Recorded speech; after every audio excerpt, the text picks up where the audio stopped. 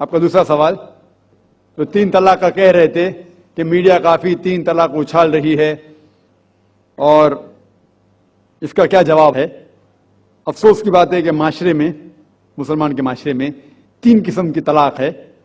मुसलमान के माशरे में, सोसाइटी में, एक तलाक बिदत, तलाक तलाक तलाक एक साथ में हो जाती है। एक तलाक हसन, जो तलाक दो, एक माह रुको हैज के लिए, फिर तलाक दो, फिर रुको, फिर तीसरा तलाक दो। और तीसरा तलाक के हसन, जो बिल्कुल सही तरीका है, जो कुरान शरीफ के है, तलाक दो और 3 माह रुको।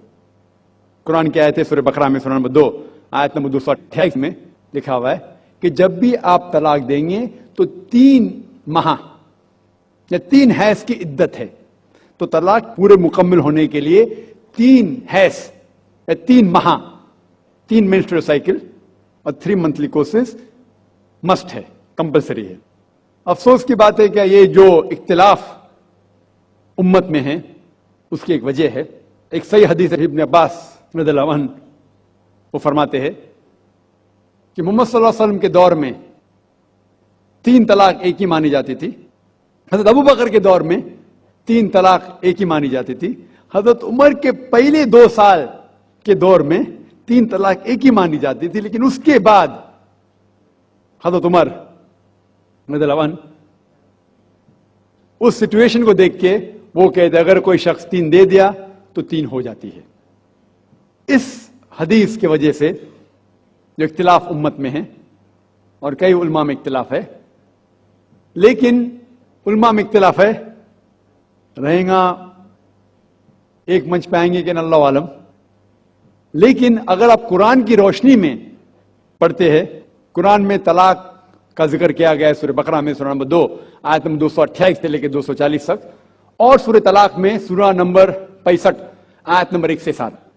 जो कुरान मजीद में तलाक का जिक्र है उसके अंदर यह है कि कभी कोई डिफरेंस ऑफ ओपिनियन, कोई झगड़ा हो जाता है शोहर और बीवी में, तो पहला शोहर बीवी बैठ के बात करे। ऐसा नहीं कि बीवी ने नमक ज्यादा डाल दिया और तलाक तलाक तलाक कह दिया और तलाक हो गया। अगर बीवी में नमक ज्यादा डाला, बोले आपको नमक कम चाहिए, मामला सुलझ जाएगा, बैठ के बात करो। फिर भी बात न बने तो अल्लाह ताला फरमाता है सूरह निसा में सूरह नंबर 4 आयत नंबर 35 में कि आपके दरमियान एक हकम रखो, एक आर्बिट्रर बीवी की तरफ से, एक आर्बिट्रर शोहर की तरफ से। मतलब आर्बिट्रर, हकम कहते हैं आर्बिट्रर को, हकम रखो बीवी की तरफ से और शोहर की तरफ से, और मामला को सुलझा लो। फिर भी अगर बात नहीं माने तो आप फिर तलाक दे सकते हैं।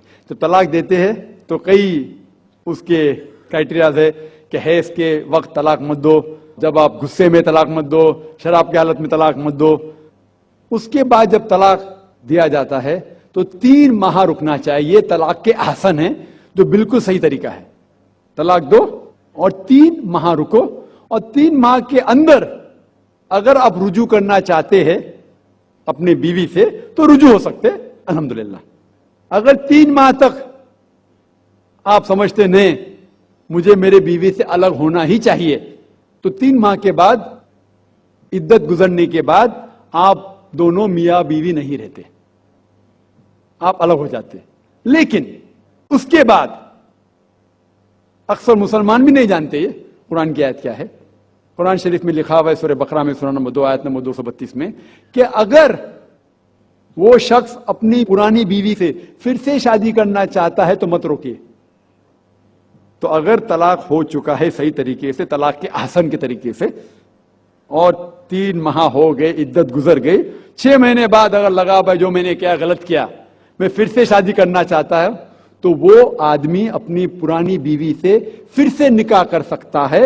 लेकिन नया निकाह नया महर, नया निकाह नया महर, जो कई मुसलमान नहीं जानते। अफसोस की बात है कि हम मुसलमान कुरान को तर्जुमे के साथ पढ़े ही नहीं, सही हदीस को तर्जुमे के साथ पढ़े ही नहीं। अगर हम कुरान शरीफ को सही तरीके से पढ़ेंगे और सही हदीस पे अमल करेंगे तो ये जो गलत फहमियां हैं दूर होंगी।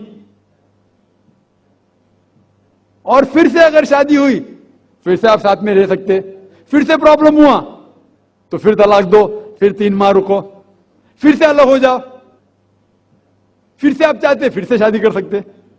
3 बार जायज है, तीसरी बार आखिरी बार है, उसके बाद आप फिर से शादी नहीं कर सकते जब तक वो दूसरी किसी से शादी नहीं करे।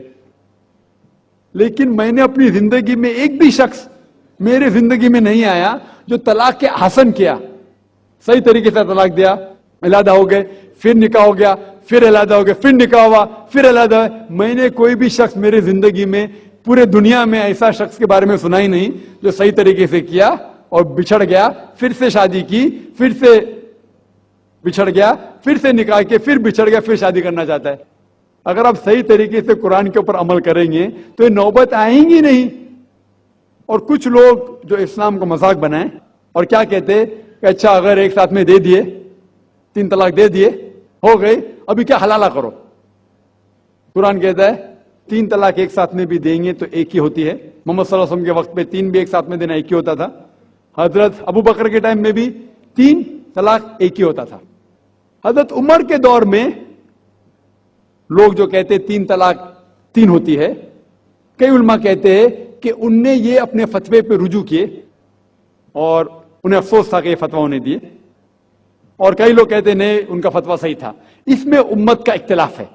लेकिन अगर कुरान की रोशनी में देखेंगे तो 3 तलाक एक साथ में भी देंगे तो एक ही होती है।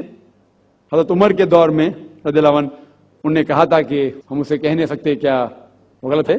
लेकिन उलमा ये कहते हैं, मिसाल तो इब्न तैमिया, शेख इब्न तैमिया, वो कहते हैं कि ये हजरत उमर में अल्लाह भी प्लीज रज़ियल्लाहु अन्हु, वो मोहम्मद सल्लल्लाहु अलैहि वसल्लम ने जो कहा उसके ऊपर नहीं है, इसीलिए हमें बात मानना चाहिए कुरान और अल्लाह के रसूल की।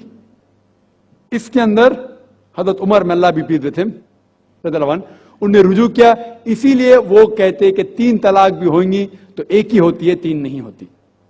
इसमें उम्मत का इख्तिलाफ इसलिए है कि हमने कुरान पढ़े ही नहीं। हम अगर कुरान पढ़ेंगे सही तरीके से और जाने, कई लोग ये समझते हैं कि तलाक के लिए 3 बार बोलना जरूरी है, अगर 3 बार नहीं कहेंगे तलाक होती ही नहीं। वो उनकी नादानी है, वो उनकी जहालत है। तो हमें क्या करना चाहिए, ये मीडिया उछाल रही है, हम मुसलमानों को ये तलाक का तरीका जो सही तरीका है, तलाक के हसन, उसको आम करना चाहिए और ये कहना चाहिए किस बुनियाद पे तलाक दी जा सकती है, कब दी जा सकती है, कैसे मौके पे दी जा सकती है, देना चाहिए क्या नहीं। तो ये सब अगर हम मुसलमान आम करेंगे तो इंशाअल्लाह ये इख्तिलाफ जो उम्मत में है वो नहीं रहेगा। और मीडिया उसे उछाल रही है।